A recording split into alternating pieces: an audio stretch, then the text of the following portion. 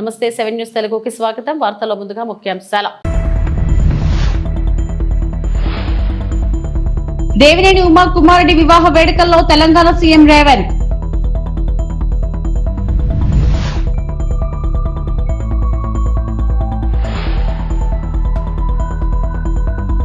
సింహాచలం ఘటన దురదృష్టకరం, హోంమంత్రి అనిత.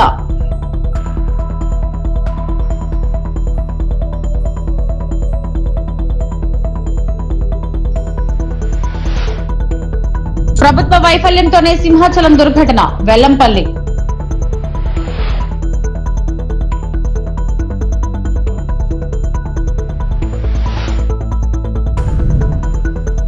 యాదగిరిగుట్ట శ్రీ లక్ష్మీనరసింహస్వామి సేవలో రాజేంద్ర ప్రసాద్.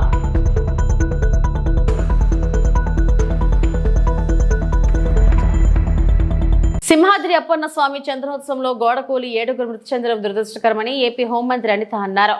భారీ వర్షం కారణంగా ఈ ప్రమాదం జరిగినట్లు తెలిపారు. ఘటనా స్థలంలో సహాయక చర్యలను ఆమె పరిశీలించారు. ఘటనపై పూర్తి స్థాయి దర్యాప్తు చేయించి బాధ్యులపై చర్యలు తీసుకుంటామని అనిత స్పష్టం చేశారు.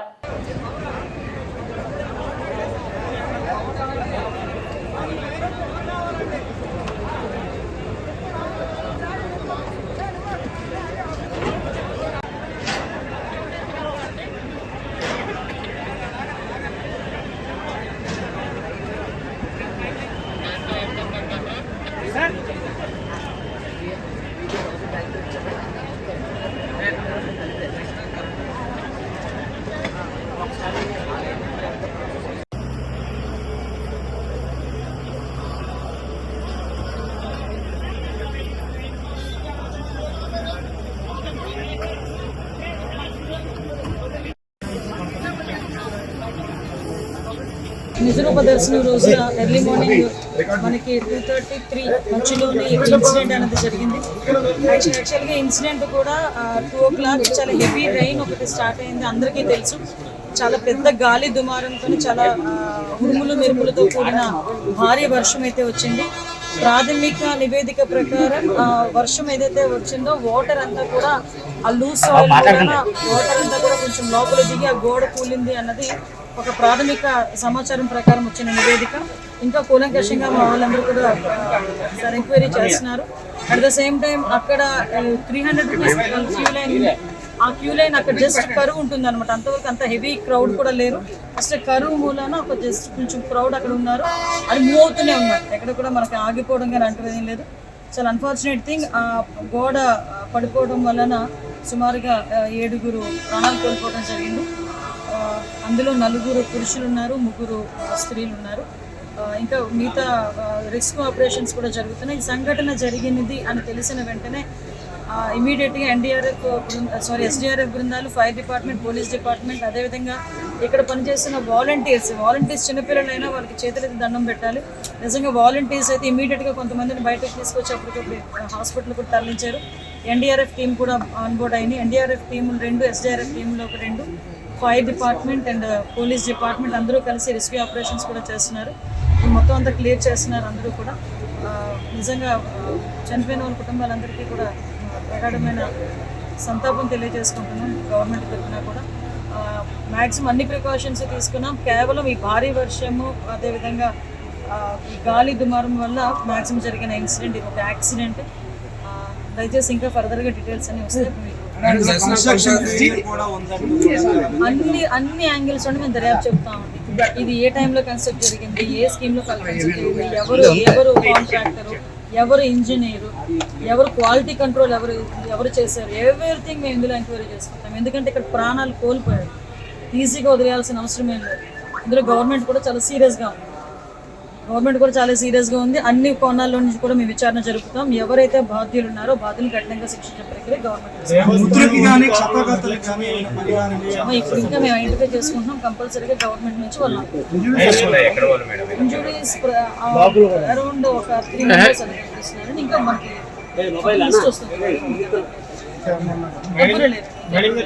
దేవస్థానం అధికారులు నిర్లక్ష్యమే. ఎందుకంటే ఒకసారి ఎంతమంది భక్తులు వస్తారని తెలిసింది, సరైన ప్రికాషన్స్ తీసుకోలేదు. నేను ప్రికాషన్స్ విషయంలో ఒక 2 days బ్యాక్ 3 days బ్యాక్ అంటే ఈ క్యూ లైన్లు మొత్తం ఆ క్యూ లైన్ అన్నీ మేము చెక్ చేసుకోవడం జరిగింది.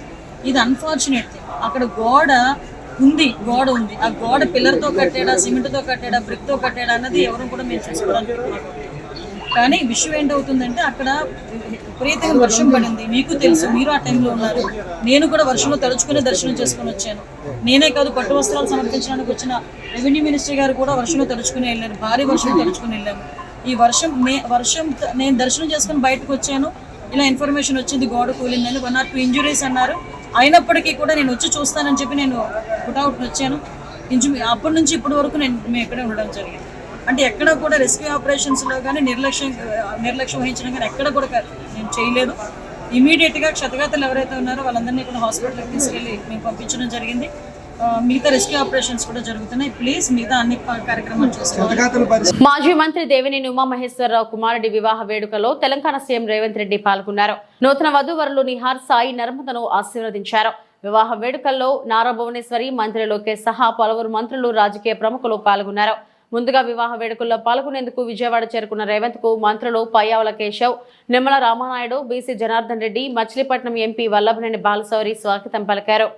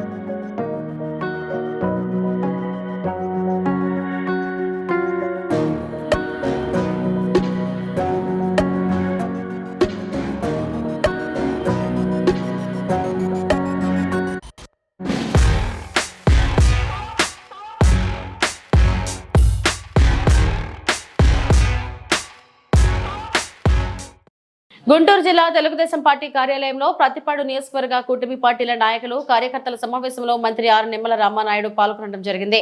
కార్యక్రమంలో ప్రతిపాడు ఎమ్మెల్యే బోర్ల రామాంజనేయులు, చంద్రగిరి ఎమ్మెల్యే పులవర్తి నాని, తాడికొండ ఎమ్మెల్యే తెనాలి శ్రావణ్ కుమార్లతో కలిసి పాల్గొనడం జరిగింది. అమరావతి పునర్నిర్మాణ సభ విజయవంతం చేయడం కోసం అందులో ప్రతి నియోజకవర్గం నుంచి కూడా పెద్ద ఎత్తున మనందరం కూడా భాగస్వాములు కావాలనేటువంటి ఆలోచనలో భాగంగానే ఈరోజు మన నియోజకవర్గం మేము కూడా కావడం జరిగిందని చెప్పి తెలియజేసుకుంటూ ఉన్నాం. ఆ రోజు 2014 సంవత్సరంలో ఎవరు ఊహించినటువంటి స్థితిలో ఆ రోజు రాష్ట్ర విభజన జరిగినటువంటి పరిస్థితులు, కనీసం ఆంధ్రప్రదేశ్ రాష్ట్రానికి రాజధాని ఎక్కడుందో కూడా చెప్పకుండా విభజన జరిగినటువంటి స్థితిలో రాష్ట్రాన్ని విభజిస్తే నీటి సమస్యలు ఏ రకంగా సాగు రంగంలో వస్తాయనేటువంటి విషయాల మీద కూడా కనీసం ఆలోచన కూడా చేయకుండా ఆ రోజు రాష్ట్రాన్ని విభజన చేసినటువంటి పరిస్థితుల్లో ఆ రోజు రాష్ట్రం ఏకమొత్తంగా ఇటువంటి విపత్కరమైనటువంటి పరిస్థితుల్లో చంద్రబాబు నాయుడు గారి లాంటి ఒక పరిపాలన దక్షత, ఒక అనుభవజ్ఞుడైనటువంటి వ్యక్తి రాష్ట్రానికి అవసరమని చెప్పి ఆ రోజు 2014లో చంద్రబాబు నాయుడు గారిని ముఖ్యమంత్రిగా మనందరం కూడా గెలిపించుకోవడం జరిగింది. ప్రపంచ చరిత్రలో ఎక్కడా లేనిటువంటి విధంగా, ఎందుకంటే ఆ రోజు ఒక్క మాట మీద 33,000 ఎకరాలు, ఒక చిన్న లాఠీ చార్జీ లేకుండా, చిన్న పోలీస్ ఇన్ఫ్లుయెన్స్ లేకుండా, మరి ఇలా పెద్ద ఎత్తున రాజధానికి రైతులు తమ విలువైనటువంటి భూములు త్యాగం చేసి ఇచ్చారని అంటే అది చంద్రబాబు నాయుడు గారి మీద నమ్మకం, ఆయన మీద ఉన్నటువంటి విశ్వాసం. ఆ రోజు నేను కూడా అసెంబ్లీలో ఉన్నాం 14-19లో. రాజధానికి కనీసం 30,000 ఎకరాలు పైబడి ఉండాలని అసెంబ్లీ సాక్షిగా ఆ రోజు జగన్మోహన్ రెడ్డి చెప్పినటువంటి పరిస్థితి ప్రతిపక్షంలో. ఆయన గాని, ఆయన దగ్గర ఉన్నటువంటి నాయకులు గాని అందరూ కూడా చెప్పారు పదే పదే, జగన్మోహన్ రెడ్డి మగోడు, అందుకే రాజధానిలో ఇల్లు కట్టుకున్నాడు, ఒక్క అంగులు కూడా అమరావతి కదలదు అని చెప్పి ఆ రోజు 2019 ఎన్నికల ముందు మనందరినీ కూడా నమ్మించి మోసం దగా ఏ రకంగా అధికారంలో వచ్చాక చేశాడో మీరు గుర్తు చేసుకోవాలన్నటువంటి పరిస్థితి ఉంది. అమరావతి కాదు 3 ముక్కలు అన్నాడు. కొన్ని 3 ముక్కలైనా ఎక్కడ ఒక ఇటు ముక్క పెట్టాడంటే అది లేదు, అమరావతి లేదు, అటు 3 ముక్కలు లేవు. ఆ రకంగా మళ్ళీ రాష్ట్రానికి రాజధాని ఏది అని అంటే ఒక విద్యార్థిని ప్రశ్నిస్తే సమాధానం చెప్పలేనటువంటి స్థితికి ఆంధ్రప్రదేశ్ రాష్ట్రాన్ని దిగజారి చేసినటువంటి పరిస్థితి మనందరం కూడా చూసాం. మరి అటువంటి స్థితి నుంచి మళ్ళీ ఈరోజు చంద్రబాబు నాయుడు గారు, ఎందుకంటే మీ అందరి ఆశీర్వాదంతో మళ్ళీ ఈరోజు ఒక ప్రజా ప్రభుత్వం, తెలుగుదేశం, జనసేన, బీజేపీ ఒక ప్రజా ప్రభుత్వం ఈరోజు మళ్ళీ అధికారంలోకి వచ్చింది. అధికారంలోకి వచ్చిన తర్వాత ఏదైతే అమరావతి రాజధానిని మళ్ళీ భవిష్యత్తులో, ఎందుకంటే చాలా మంది ఇప్పటికీ ఈ యొక్క ప్రతిపక్షం వాళ్ళు అమరావతికి 1,00,000 కోట్లు పెట్టుబడి కావాలి ఎక్కడి నుంచి, అమరావతికి ₹1 కూడా రాష్ట్ర బడ్జెట్ నుంచి అవసరం లేదు. అమరావతి ఒక సెల్ఫ్ ఫైనాన్స్ ప్రాజెక్ట్. అది అమరావతి నుంచే 1,00,000 కోట్లు ఆంధ్రప్రదేశ్ రాష్ట్రానికి వస్తాయి అన్నటువంటి విషయం తెలిసి కూడా ప్రజలను ఏమార్చి మళ్ళీ మోసం దాగా చేయడానికి, అంటే ఒక్క అబద్ధాన్ని 100 సార్లు చెప్తే అది నిజమవుతుంది అనేటువంటి ఆలోచనతో ఉన్నటువంటి జగన్మోహన్ రెడ్డి ఆయన మొట నిత్యం చేసేటువంటి పని. మరి అటువంటి అమరావతి రాజధాని మళ్ళీ పునర్నిర్మాణం మరి రేపు నరేంద్ర మోడీ గారి మరి చేతుల మీదకి పునర్నిర్మాణం ఏదైతే ప్రారంభిస్తున్నారో దాంట్లో ఖచ్చితంగా మనందరం కూడా మన కుటుంబ సభ్యులతో మనందరం కూడా భాగస్వాములు అవ్వాలి. పిసిసి రాష్ట్ర అధ్యక్షురాలు షర్మిలను పోలీసులు గృహ నిర్బంధం చేశారు. మే 2న ప్రధాని మోడీ అమరావతి పర్యటన నేపథ్యంలో ఉద్గండ రాయనిపాలెంలో 2015లో ప్రధాని మోడీ శంకుస్థాపన చేసిన ప్రాంతంలో పర్యటిస్తారని షర్మిల ప్రకటించారు. అప్రమత్తమైన పోలీసులు షర్మిలను విజయవాడలోని ఆమె నివాసంలో గృహ నిర్బంధం చేశారు. దీనిపై ఆగ్రహం వ్యక్తం చేసిన షర్మిల తనను ఎందుకు గృహ నిర్బంధం చేశారో చెప్పాలంటూ పోలీసులతో వాగ్వాదానికి దిగారు. తనను వెళ్లనివ్వాలంటూ ముందుకు వెళుతుండగా పోలీసులు అడ్డుకునే ప్రయత్నం చేశారు. ఈ క్రమంలో స్వల్ప తోపులాట జరిగింది. కాసేపటి తర్వాత ఆమె రోడ్డు మార్గంలో విజయవాడలోని పార్టీ కార్యాలయానికి వెళ్లారు. రాజధాని అమరావతిపై కాంగ్రెస్ పార్టీ కమిటీ వేస్తేనే కూటమి ప్రభుత్వం ఎందుకు భయపడుతుందని షర్మిల ప్రశ్నించారు. విజయవాడలో ఒక మహిళ మీద, అది కూడా కాంగ్రెస్ పార్టీ చీఫ్ మీద పోలీసుల జులుము జరిగింది. దీనికి చంద్రబాబు గారు, హోమ్ మినిస్టర్ గారు సమాధానం చెప్పాలి. ఈ జులుం మా మీద ఎందుకు జరిగింది? నన్ను హౌస్ అరెస్ట్ ఎందుకు చేయాలనుకున్నారు? 2 రోజులైంది మా పార్టీ తరఫున అమరావతి క్యాపిటల్ కమిటీ వేసుకున్నాం. మనకు రాజధాని అమరావతి కాబట్టి ఆ రాజధాని మీద యాక్షన్ ప్లాన్ ఎలా ఉండబోవాలి, అమరావతి రాజధాని మీద రీసెర్చ్ చేయడం అయితేనేమి, యాక్షన్ ప్లాన్ అయితేనేమి, పార్టీ తరఫున మేము చేయాల్సిన కార్యక్రమాలు అయితేనేమి, అడగాల్సిన ప్రశ్నలు అయితేనేమి, ఇవన్నీ చూసుకోవడానికి కాంగ్రెస్ పార్టీ అమరావతి క్యాపిటల్ కమిటీని వేసింది. ఇది 28వ తేదీన వేశాము. ఈ రోజు 30వ తేదీ. మేము ఒక కమిటీని వేసుకుంటేనే మీకింత భయం అయితే మరి మీరు ఏమి దాచిపెట్టాలని చూస్తున్నారు? ఈ రోజు కార్యక్రమము కేవలం నేను పార్టీ ఆఫీసుకు వెళ్లి అక్కడ మోడీ గారు అమరావతికి వస్తున్నారు కాబట్టి మా యాక్షన్ ప్లాన్ ఎలా ఉండాలి అని డిస్కస్ చేయడానికి నేను ఆఫీస్ కు బయలుదేరితే కూడా నన్ను హౌస్ అరెస్ట్ చేశారు. ఇది ఎక్కడి న్యాయమని అడుగుతున్నాం. ఆ తర్వాత కూడా మోడీని అడగాల్సిన ప్రశ్నలు ఏమిటి అని మా కమిటీ అధ్యయనం చేసింది కాబట్టి, రీసెర్చ్ చేసింది కాబట్టి మేము మోడీ గారిని ఏమి డిమాండ్ చేయాలనుకుంటున్నాము ఇవన్నీ కూడా నేను ఆఫీస్ కు వెళ్లబోయే మీటింగ్ లో డిస్కస్ చేద్దామని వెళ్ళబోతే ఈ రోజు నన్ను హౌస్ అరెస్ట్ చేశారు. ఏమండి, మన ఆంధ్ర రాష్ట్రంలో పబ్లిక్ ఇష్యూస్ గురించి మాట్లాడకూడదా? మీటింగ్లు పెట్టుకోకూడదా? ఏదైనా మీటింగ్లు ప్లాన్ చేస్తే హౌస్ అరెస్ట్ చేస్తారా? ఇదే కూటమి వైఖరియా? ఇలాగే ఉండబోతుందా? వ్యాన్లు పోలీసులను దించారు. మేము కాదు కదా ఇక్కడ లా అండ్ ఆర్డర్ ప్రాబ్లం సృష్టిస్తున్నది, మేము కాదు కదా ఇక్కడ ప్రజలకు అన్యాయం చేస్తున్నది. ఎవరు చేస్తున్నారు? ఒక స్పెషల్ స్టేటస్ విషయంలోనైనా, ఒక పోలవరం విషయంలోనైనా, ఒక రాజధాని విషయంలోనైనా ఎవరు అన్యాయం చేస్తున్నారండి? కనీసం ప్రతిపక్షంలో ఉన్న వాళ్ళ మేము కనీసం ప్రశ్నించడానికి, మేము మీటింగ్లు పెట్టుకుని యాక్షన్ ప్లాన్ ఏంటో డిసైడ్ చేయడానికి కూడా మాకు అధికారం లేదా? మేము అమరావతి క్యాపిటల్ కమిటీని వేస్తేనే మీకంత భయం అయితే ఇక మేము ఏదైనా ప్రొటెస్ట్ చేయాలనుకుంటే ఇక అసలు మమ్మల్ని చంపేస్తారో ఏమో. దేనికి వాడతారో మీ పోలీస్ ఫోర్స్ ని? దేనికి వాడాలనుకుంటున్నారు? మీకు గులాంగిరి చేయించుకోవాలనుకుంటున్నారా? కూటమి సర్కార్ ఆన్సర్ చెప్పాలి. ఇది చాలా చాలా అన్యాయం. ఇంకోసారి నెవర్ డూ దిస్. మీ పోలీసులు వచ్చారు, నన్ను హౌస్ అరెస్ట్ చేశారు, ఆ క్రమంలో నా మీద చెయ్యి కూడా వేశారు. This is not right. మహిళల మీద దిస్ కెనాట్ బి టాలరేటెడ్. ఇది మీకే అవమానకరం. Never ever do this again. House arrest ఎందుకు చేస్తారండి? మాకు ఏ హక్కు లేదండి? ధర్నాలు చేసుకునే హక్కు లేదా? ప్రొటెస్ట్లు చేసే హక్కు లేదా? ప్రజల తరపున ప్రశ్నించే హక్కు లేదా? నియంతల్లా మారకండి. This is not right. మీకున్నది police force, law and order కాపాడడానికి. ఇప్పటికే మహిళల మీద జరిగే అత్యాచారాలలో ఆంధ్ర రాష్ట్రం 3వ స్థానంలో ఉంది. మీ శ్రద్ధ, మీ దృష్టి అంతా ఆడవాళ్ళని రక్షించడంలో పెట్టండి, ఆడవాళ్ళ మీద చేతులు చేసుకోవడంలో కాదు. ఇది అన్కాన్స్టిట్యూషనల్ కాదా? కాన్స్టిట్యూషన్ నాకు రైట్ ఇవ్వలేదా? నా ఇంటి నుంచి నేను బయటికి పోవడానికి పోలీసుల పర్మిషన్ కావాలా? కూటమి ప్రభుత్వం కావాలి. సింహాచలం శ్రీ వరాహలక్ష్మి నరసింహస్వామి చంద్రోత్సవంలో పాల్గొని స్వామివారి నిజరూప దర్శనం కోసం వెళ్లిన భక్తులు 7 గోడకూలి దుర్మరణం చెందడం దురదృష్టకరమని దేవాదాయ శాఖ మాజీ మంత్రి వెల్లంపల్లి శ్రీనివాస్ అన్నారు. సింహాచలం దుర్ఘటనకు ఖచ్చితంగా ప్రభుత్వ వైఫల్యమే కారణమని హైదరాబాద్లోని తన నివాసంలో మీడియాతో మాట్లాడిన ఆయన స్పష్టం చేశారు. సింహాచలం ఆలయంలో ఏటా ఆన్వాయితీగా జరిగే చందనోత్సవాన్ని నిర్వహించడంలోనూ కూటమి ప్రభుత్వం ఘోరంగా విఫలమైందని, కూటమి పార్టీలు హిందువులను ఓటు బ్యాంకుగానే వాడుకుంటున్నాయని, దేవాలయాల సంరక్షణ వాటి అభివృద్ధితో పాటు హిందువుల మనోభావాలు కాపాడడంలో ఈ ప్రభుత్వం తీవ్ర నిర్లక్ష్యం చూపుతోందని అన్నారు. హిందువులు ఎవరైతే భక్తులు ఉన్నారో వాళ్ళకి సౌకర్యాలు కల్పించడంలో కానీ పూర్తిగా కూడా నిర్లక్ష్యం వహిస్తుంది. దీనికి ఉదాహరణగా చెప్పాలంటే మనం 2014 నుంచి 19 వరకు కనుక చూసుకుంటే ఆ రోజున ఎన్డీఏ కూటమి ప్రభుత్వం దుర్మార్గంగా కృష్ణ పుష్కరాలని చెప్పని విజయవాడ నగరంలో ఎన్ని దేవాలయాలు కూల్చేశారు. ఆ దేవతామూర్తులని మున్సిపల్ కార్పొరేషన్ వ్యాన్లలో తరలించడం మనం చూసాం. మున్సిపల్ చెత్త బండుల్లో దేవుడి విగ్రహాలు తీసుకెళ్లిన పరిస్థితి 2014 నుంచి 19 టైంలో చూసాం. అలాగే గోదావరి పుష్కరాల్లో దాదాపుగా సుమారుగా 29 మంది పబ్లిసిటీ పిచ్చి కోసం 29 మంది చనిపోయడం చూశాం. ఇలా దుర్మార్గంగా కూటమి ప్రభుత్వం వచ్చిందంటే హిందూ భక్తులందరికీ కూడా చనిపోవడం అనేది ఒక ఆనవాయితీగా ఈ కూటమి ప్రభుత్వం పనిచేస్తుంది. అదేవిధంగా ఈరోజు సింహాచలంలో 7 చనిపోవడం అనేది ఇది ఎంతవరకు సమంజసం? కూటమి ప్రభుత్వం ఏం చేస్తుంది? ఏర్పాట్లు సింహాచలం దేవాలయంలో ఎందుకు ఏర్పాట్లు చేయలేదు? ఏదో చంద్రోత్సవానికి చంద్రబాబు గారు వస్తారు, పవన్ కళ్యాణ్ గారు వస్తారు, వీఐపీలు వస్తారని చెప్పని అడావుడిగా నాసు రకంతో ఒక గోడ నిర్మించారంట. అది 4 రోజుల్లో గోడ నిర్మించారంట. భక్తులు చనిపోవాల్సిన పరిస్థితి. అంటే లక్షలాది మంది భక్తులు వచ్చేటప్పుడు కనీసం నిర్మాణాలు చేపట్టే దాంట్లో క్వాలిటీ కానీ టైం కానీ చూసుకోవాల్సిన పని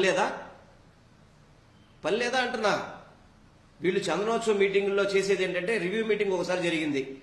ఆ మీటింగ్లో ఎమ్మెల్యేలు నాకు టికెట్లన్నీ, మీకు టికెట్లన్నీ, మాకు పాసులన్నీ, మాకు గౌరవం లేదని చెప్పని సాక్షాత్తు అక్కడ ఎమ్మెల్యే బండారు సత్యనారాయణమూర్తి గారు మాట్లాడారు. ఆల్రెడీ వాళ్ళు టికెట్లు పాసుల కోసం మాట్లాడారు తప్ప భక్తుల సౌకర్యాల్లో కానీ భక్తుల అక్కడ అవసరానికి కావాల్సిన పనుల్లో కానీ ఎక్కడా కూడా చొరవ చూసిన పరిస్థితి లేదు.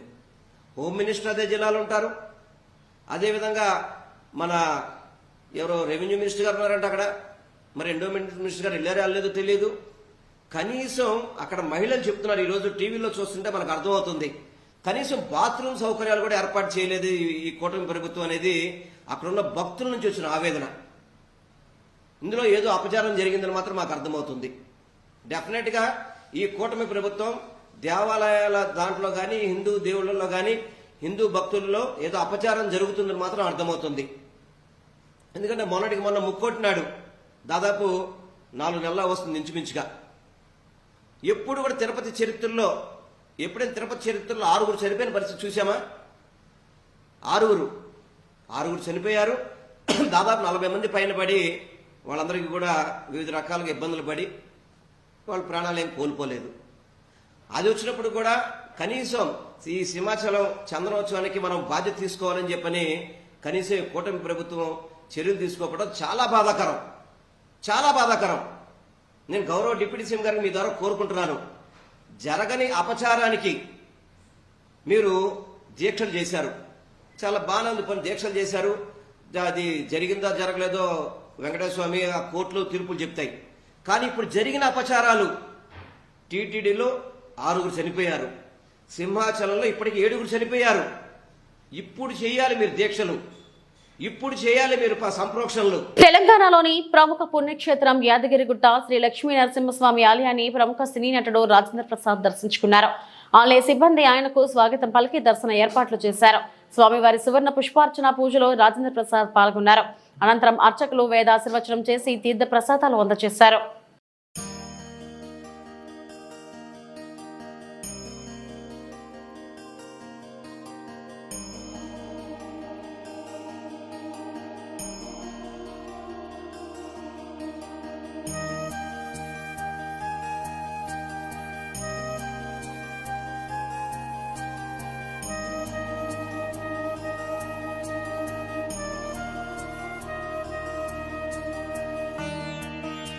యాదగిరిగుట్ట నరసింహస్వామి వారు పిలుపు మేరకు ఎన్నో సంవత్సరాల తర్వాత నేను ఏమీ కట్టకముందు స్వామివారిని దర్శించుకున్నాను. అప్పుడు ఈ రోజున నా మిత్రుడు రవి పిలవడంతో ఇవాళ మళ్ళీ స్వామివారి దర్శనం వారి పుణ్యంతో చక్కగా దర్శనం చేపించారు. మళ్ళా నాకు పాత రోజులు గుర్తొచ్చినాయి. కానీ ఇంత గొప్పగా డెవలప్ చేసి ఇంత అద్భుతంగా ఈ ప్రాంతాన్ని తీర్చిదిద్దారు. నాకు ఎంత సంతోషం ఉందో చెప్పలేను. ఎందుకనంటే ఇది మన ఇల్లు, మన ఇంట్లో ఒక స్వామిని మనం మరి ప్రత్యేకంగా తీర్చిదిద్దుకున్నామని మన భావన నాది. మీ అందరికీ తెలుసు, తిరుమల కొండ మీద కాటేజ్ కట్టిన ఏకైక నటుడిని నేను. అది స్వామివారి భిక్ష. అలాగే ఇవాళ స్వామి కూడా ఇవాళ నన్ను పిలిచారు అక్కడికి. మరి ఆయన ఆదేశం ఏముంటుందో నాకు తెలియదు. ఏది ఏమైనా ఇవాళ స్వామివారి దర్శనం యాదగిరిగుట్ట మరిచిపోలేని మధురానుభూతి. అంత అద్భుతంగా తయారు చేశారు ఇక్కడ. ఈ గుడి ఇలా తయారవడానికి కారణమైన ప్రతి ఒక్కరికి కూడా నా మనఃపూర్వక నమస్కారాలు తెలియజేస్తూ నేను మళ్ళీ ఊపిరి ఉన్నంత వరకు ఇక్కడికి వచ్చి స్వామివారి సేవ చేసుకోవాలని మనస్ఫూర్తిగా కోరుకుంటున్నాను. గోవింద. రాంపచోడవరం డివిజన్ అక్రమ నాటుసారా స్థావరాలపై దాడి. దేవీపట్నం మండలం చిన్నబియ్యంపల్లి గ్రామంలో అక్రమ నాటుసారా స్థావరాలపై దాడి నిర్వహించిన దేవీపట్నం ఎస్ఐ షరీఫ్. ఈ దాడిలో నాటుసారా తయారీకి సిద్ధంగా ఉన్న పులిసిన బెల్లపు ఊట, 400 లీటర్ల దృశ్యం, నాటుసారా తయారీకి ఉపయోగించే సామాగ్రిని తగలబెట్టిన ఎస్ఐ షరీఫ్ మరియు సిబ్బంది. నాటుసారా అమ్మినా, తయారు చేసిన వారికి సహకరించిన మరియు గ్రామాల్లో బెల్ట్ షాపులు, పేకాట, కోడిపందాలు, చట్ట వ్యతిరేకమైన కార్యక్రమాలు నిర్వహించిన అట్టి వారిపై చట్టపరమైన చర్యలు తీసుకుంటామని తెలిపిన ఎస్ఐ షరీఫ్.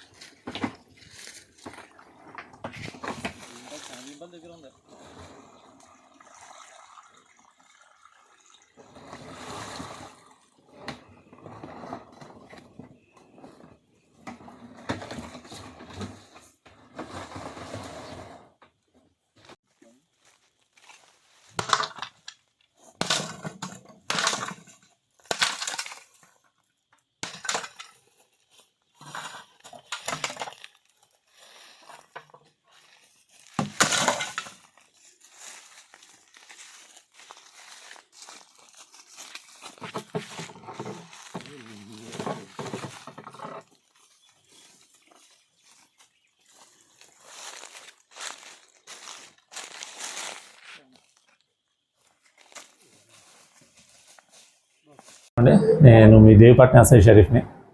దేవీపట్నం పిఎస్ పరిధిలో అక్రమ నాటుసారా కానీ, బెల్ట్ షాపులు కానీ, ఇప్పటివరకు నాటుసారా వ్యాపారాలు చేసే 11 మందిని అరెస్ట్ చేసి జ్యుడిషియల్ రిమాండ్ పంపడం జరిగింది. 13 కేసుల్లో 14 మంది అరెస్ట్ చేయడం జరిగింది. అలాగే 300 లీటర్లు సీజ్ చేయడం జరిగిందండి. ఈ బెల్ల పూట అనేది సుమారుగా 3000 లీటర్లు ధ్వంసం చేయడం జరిగింది. అలాగే 20 బెల్ట్ షాపులపై కేసులు నమోదు చేసి 20 మందిని అరెస్ట్ చేయడం జరిగింది. మన పిఎస్ పరిధిలో నాటుసారా కానీ, బెల్ట్ షాపులు నిర్వహించిన లేదా అక్రమ కలప రవాణా చేసిన ఇటువంటి అసాంఘిక కార్యక్రమాలు, పేకాట, పొడిపందాల్లో పాల్గొంటే వారిపై చట్టపరమైన చర్యలు తీసుకుంటామండి. వారిపై ఉన్న కేసులు పరిగణనలో తీసుకుని ఉన్నతాధికారుల దృష్టిలో పెట్టి వారిపై షీట్లు కానీ, పీడీ యాక్ట్లు ఈ రెంట్లో ఏది అప్లికేబుల్ అయితే వాటిని మేము ప్రాసెస్ చేస్తామండి. మహాప్రభు, ఓ కూటమి ప్రభుత్వ పాలకులారా, మా రోడ్లో ఇంకా ఎంతమంది ప్రమాదాలకు బలి అవ్వాలి? ఏలేశ్వరం, అడ్డతీగల మండలాల మధ్యలో రమణీయపేట నుండి గుంటవానిపాలెం, జే అన్నవరం వరకు 15 కిలోమీటర్ల పరిధిలో గత తెలుగుదేశం ప్రభుత్వం నుండి వైఎస్ఆర్ ప్రభుత్వం పాలన పోయి మళ్లీ తెలుగుదేశం కూటమి ప్రభుత్వం అధికారంలోకి వచ్చి సంవత్సరం కావస్తున్నా పట్టించుకొని పాలక కూటమి ప్రభుత్వం. కాకినాడ జిల్లా సీతారామరాజు జిల్లాల ప్రధాన మెయిన్ రోడ్. ఈ రోడ్డులో ఒక ఎమ్మెల్సీ, 2 ఎమ్మెల్యేలు ప్రయాణించే ప్రధానమైన రోడ్. కనీసం మీ అందరికీ కళ్ళు కనిపిస్తున్నాయా? కనిపిస్తే ఎందుకు ఈ రోడ్డును పట్టించుకోవడం లేదు? గత 6 నెలల క్రితం ఈ రోడ్డు వేస్తారా, గోడ కట్టమంటారా అని సిపిఐ ఎంఎల్ నాయకత్వంలో రాష్ట్ర ముఖ్యమంత్రి నారా చంద్రబాబు నాయుడుకి, ఉప ముఖ్యమంత్రి కొణిదెల పవన్ కళ్యాణ్ గారికి, మంత్రి నారా లోకేష్ వారికి వారి కార్యాలయాలకు వెళ్లి లెటర్ పూర్వకంగా వినతి పత్రం ఇవ్వడం జరిగింది అని తెలియజేశారు. అధికారులు రోడ్ల పట్ల నిర్లక్ష్య వైఖరి నశించాలి. రోడ్ల పట్ల ప్రభుత్వ అధికారులు నిర్లక్ష్య వైఖరి నశించాలి. 10 సంవత్సరాల నుంచి రోడ్ల గురించి పట్టించుకోవాలి ప్రభుత్వం. పిఎంఎల్ ఆర్గనైజింగ్ కమిటీ రాష్ట్ర కార్యదర్శిని. ప్రధానంగా ఏలాసురం నుండి జయన్నవరం వరకు ఉండేటువంటి రోడ్డు ఏదైతే ఉందో ఆ రోడ్డు 10 సంవత్సరాల నుంచి చెడిపోయింది. ప్రధానంగా రమణయ్యపేట నుంచి జయన్నవరం వరకు కూడా గోతులతో 10 సంవత్సరాల నుండి చాలా ప్రమాదాలు జరుగుతున్నాయి. అనేక మంది గర్భిణీ స్త్రీలు చాలా ఇబ్బంది పడుతున్నారు. ఈ గోతుల్ని ముయ్యమని ఎన్నోసార్లు ఈ తెలుగుదేశం ప్రభుత్వం వాళ్ళే ధర్నాలు చేశారు, నిరసనలు చేశారు గతంలో. మరి అధికారంలోకి వచ్చిన తర్వాత తెలుగుదేశం నాయకులు నిద్రపోతున్నారా, కళ్ళు కనిపించలేదా అని సిపిఎంఎల్ పార్టీ తీవ్రంగా విమర్శిస్తూ ఉంది. ఎందుకంటే మీరు ఎమ్మెల్యే అవ్వకముందు ఇదే రోడ్డు మీద ధర్నా చేశారు. మీరు ధర్నా చేసి ఇవాళ మీరు నిద్రపోతున్నారు. సంవత్సరం అయింది. సంవత్సరం బట్టి నుంచి కూడా మీరు ఇవాళకే కూడా ఈ గోతుల గురించి కనీసం పట్టించుకోలేదు. రోడ్లు వేయటం లేదంటే మీ యొక్క నిర్లక్ష్య వైఖరి. మేము పవన్ కళ్యాణ్ గారిని కలిసాం, అలాగే లోకేష్ గారిని కలిసాం, చంద్రబాబు నాయుడు గారిని కలిసాం. వీళ్ళందరికీ వినతి పత్రాలు ఇచ్చి ఈ వేళకి 6 నెలలు సుమారు అవుతుంది. వాళ్ళు అత్తమాని కూడా ఫోన్లు రోడ్డు వేస్తున్నారట కదా, రోడ్డు అంతా కూడా లైన్ అయిపోయిందట కదా అని అక్కడి నుంచి మాకు ఫోన్లు వస్తున్నాయి తప్ప ఇక్కడ రోడ్డు వేసిన వాళ్ళు లేదు. ఏంటి ఈ యొక్క సుధాకర్ ఇన్ఫో వాళ్ళు కాంటాక్ట్ తీసుకుని వాళ్ళు వదిలేశారా, వాళ్ళు వేస్తారా, లేకపోతే వేరే వాళ్ళు కాంటాక్ట్ ఇస్తున్నారా, అసలు ఈ రోడ్డు వేస్తారా వేయరా ఏంటి అని తెలుగుదేశం కూటమి ప్రభుత్వాన్ని మేము తీవ్రంగా విమర్శిస్తూ ఉన్నాం. ఎందుకంటే ఇక్కడ ఒక ఎమ్మెల్సీ వెళ్తాడు, 2 ఎమ్మెల్యేలు వెళ్తారు, ఇంకా ప్రజాప్రతినిధులు అందరూ కూడా ఈ రోడ్డుని వెళ్తున్నారు. ఇది అల్లూరు సీతారామరాజు జిల్లాకి అలాగే కాకినాడ జిల్లాకి ప్రధానమైన రోడ్డు. ఈ రోడ్డు ఏజెన్సీకి సింహద్వారం అయినటువంటి రోడ్డుని ఈ అధికారులు మరి ఎందుకు పాలకులు నిద్రపోతున్నారో మాకు అర్థం అవటం లేదు. అంటే ఈ అధికార పార్టీ నాయకులకి ఏమైనా ఫార్మాలిటీలు కుదరలేదా ఈ రోడ్డు కాంట్రాక్ట్లో వేసే వాళ్ళకి? కృష్ణా జిల్లా మచిలీపట్నం నందు వర్క్ బోర్డు పై అవగాహన సదస్సు కార్యక్రమం నిర్వహించడం జరిగింది. జాతీయ పార్టీ మరియు రాష్ట్ర పార్టీ సూచన మేరకు ఈ రోజు వేమూరి వెంకట సుబ్బయ్య కళ్యాణ మండపం మచిలీపట్నం నందు జరిగిన వక్ఫ్ బోర్డు చట్టంపై అవగాహన సదస్సులో పాల్గొన్న డాక్టర్ ముల్లపూడి రేణుక. ఈ కార్యక్రమంలో బీజేపీ రాష్ట్ర అధికార ప్రతినిధి పి రవికిరణ్, మైనారిటీ మోర్చా రాష్ట్ర జనరల్ సెక్రటరీ సయ్యద్ బాషా, బీజేపీ నాయకులు జిల్లా కన్వీనర్ పి కృష్ణకాంత్, జిల్లా ప్రధాన కార్యదర్శి జిల్లా కన్వీనర్ శేషుకుమార్, పార్టీ నాయకులకు, కార్యకర్తలకు మరియు మైనారిటీ మోర్చా తదితర నాయకులు పాల్గొన్నారు. భారతదేశం సమగ్రంగా ముందుకు వెళ్ళాలి అంటే అన్ని వర్గాలు అన్ని దగ్గర అభివృద్ధి, సమగ్రమైనటువంటి అభివృద్ధి జరిగితేనే ముందుకు మనం ఏదైతే కలలు కంటున్నామో, ఏదైతే మన నినాదం ఉందో వికసిత్ భారత్, అది సాధించాలి అంటే సమాజంలో ఉన్న అన్ని వర్గాలు బాగుండాలి, సంతోషంగా ఉండాలి, అభివృద్ధి చెందాలి అనేటువంటి ఆలోచనతో వారు చేస్తున్నటువంటి కార్యక్రమాలు, ఒకవైపు అభివృద్ధి కార్యక్రమాలు, మరొక వైపు సంక్షేమ కార్యక్రమాలు, మరొక వైపు విప్లవాత్మకమైనటువంటి మార్పులు. ఏదైతే దశాబ్దాలుగా 1-2 శతాబ్దాలుగా పెండింగ్ లో ఉన్నటువంటి సమస్యలు కూడా ఇవాళ మనం పరిష్కారం చేస్తున్నటువంటి ఒక చారిత్రాత్మకమైనటువంటి మార్పులు వచ్చినటువంటి సందర్భంలో వీటన్నిటిని కూడా మనం ప్రజలకు తీసుకెళ్ళాలి, ప్రజలకు చెప్పాలి. చెయ్యటం ఎంత ముఖ్యమో చేసింది చెప్పుకోవడం అంతకన్నా ముఖ్యం రాజకీయాల్లో. లేనట్లయితే మనం చేసిన పని తెలుస్తుందిలే అనుకునే అప్పటికి మరి మనకి జరగవలసినటువంటి నష్టం 10 చేసి నష్టపోయేటువంటి పరిస్థితి ఉంటుంది. కాబట్టి ఈరోజు ఏదైతే ఇంతకు ముందు రవికిరణ్ గారు చెప్పారు, చాలా అంశాలు వారు స్పృశించారు. ఈ యొక్క చట్టం గురించి కూడా ఎలా ఉంది అవన్నీ కూడా వారు చెప్పారు. మనకి చాలా చారిత్రాత్మకమైనటువంటి బిల్స్ను మనం ప్రవేశపెట్టడం జరిగింది. ఒక మహిళా బిల్ కానీ, అయోధ్య రామ మందిరం నిర్మాణం కానీ, మరి పౌరసత్వ సవరణ చట్టం కానీ, అలాగే ట్రిపుల్ తలాక్ బిల్ కానీ, ఇవాళ వచ్చినటువంటి ఈ యొక్క వక్ఫ్ బిల్ అమెండ్మెంట్స్ కానీ, అమెండ్మెంట్ యాక్ట్ కానీ, మరి ఆ రోజు కూడా ఇదే ప్రచారం చేశారు. ఒక్కసారి మీరు ముందుకెళ్ళండి. మన పౌరసత్వం సవరణ చట్టం తీసుకొచ్చినప్పుడు కూడా ఇదే కాంగ్రెస్, కమ్యూనిస్టు పార్టీలు ప్రచారం చేశారు. మళ్ళీ ముస్లింలందరికీ కూడా పౌరసత్వం కోల్పోతారు, దేశ బహిష్కరణ చేస్తారు అని చెప్పి ఎక్కడెక్కడ మతపరమైనటువంటి విద్వేషం కలిగించాలో ఆ ప్రాంతాల్లో సృష్టించి అక్కడ భయాందోళనలు క్రియేట్ చేసి అక్కడ రాజకీయ లబ్ధి పొందాలనేటువంటి ఆలోచన చేసినటువంటి పార్టీ కాంగ్రెస్, కమ్యూనిస్ట్ పార్టీ. అదే మాదిరిగా తర్వాత మనం చూసాం, మనకి ట్రిపుల్ తలాక్ బిల్ వచ్చింది. ట్రిపుల్ తలాక్ విషయంలో కూడా సేమ్ మళ్ళీ ఇప్పటిలాగానే ఇప్పుడు ఎలా అయితే అక్కడక్కడ అడప మనం చూస్తున్నామో నిరసనలు ఆ రోజు కూడా చేశారు. కానీ ఎక్కడ కూడా ఇస్లాంలో మన దేశంలో తప్ప ఎక్కడ కూడా ట్రిపుల్ తలాక్ అనేటువంటిది 3 సార్లు వాట్సాప్లో చెప్పినా ఫోన్లో చెప్పినా అది వ్యాలిడ్ అవుతుంది అనేటువంటిది ఎక్కడా లేదు. దాని మూలంగా ముస్లింలో సగభాగమైనటువంటి మహిళలు ఎప్పుడూ కూడా అభద్రతా భావం, ఏ నిమిషం ఏమవుతుందో వాళ్ళ యొక్క జీవితాలు అనేటువంటి ఒక భయాందోళనలో ఉన్నటువంటి ఇవి ఇప్పటివరకు నా బులెటిన్ అప్డేట్స్. నమస్తే.